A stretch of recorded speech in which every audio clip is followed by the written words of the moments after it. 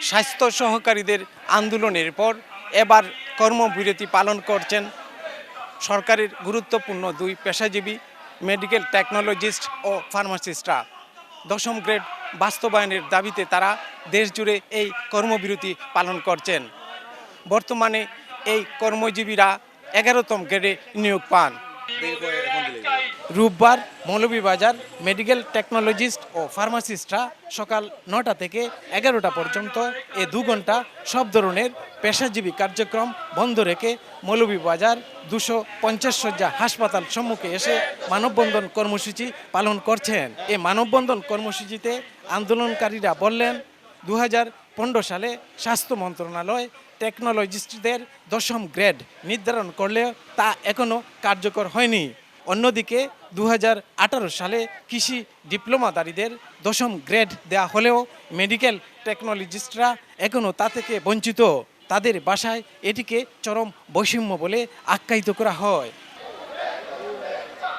10ম grade বাস্তবায়নের দাবিতে এই সংগঠনটি 4 দফা কর্মসূচি ঘোষণা দিয়ে গত কয়েকদিন ধরে একে একে তা পালন করা হচ্ছে।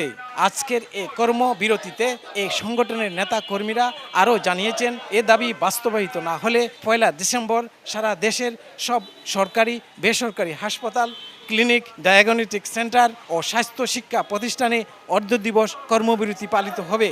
এদিকে এই কর্মবিরতি পালনে মৌলভীবাজার 250 শয্যা হাসপাতালে বিভিন্ন পরীক্ষা নিরীক্ষা করতে আসা রোগীরা চরম ভোগান্তিতে পড়েন। আমাদের আজকে পর্যন্ত আমাদের কোনো 10ম গ্রেড পাই নাই, যার কারণে আমরা আজকে এই কর্মসূচি দিচ্ছি এবং আমাদের যে জনস্বাস্থ্য মন্ত্রণালয় থেকে আমাদেরকে দেওয়া হয়েছে দাবি দাওয়াগুলো আমাদের পেশ করা হয়েছে, কিন্তু আজ পর্যন্ত শুধু তাল বাহানা করতেছে, আজকে দিব কালকে দিব, কিন্তু হয় নাই।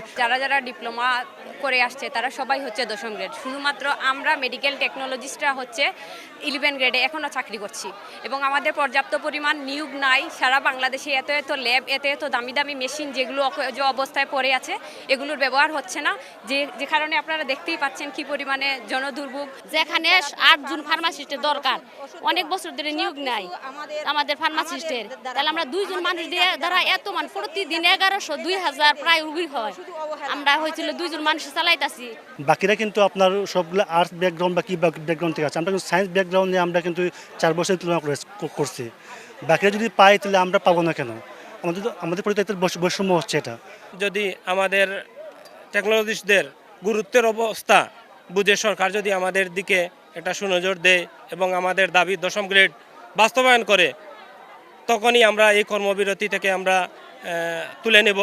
মৌলভীবাজার মেডিকেল টেকনোলজিস্ট ও ফার্মাসিস্টরা বলছেন, এরই মধ্যে তাদের এই দাবি বাস্তবায়িত না হলে আগামী 4 ডিসেম্বরের মধ্যে লাগাতার কমপ্লিট শাটডাউন পালিত হবে। শাহ অলিদুর রহমান, সময় সংবাদ, মৌলভীবাজার।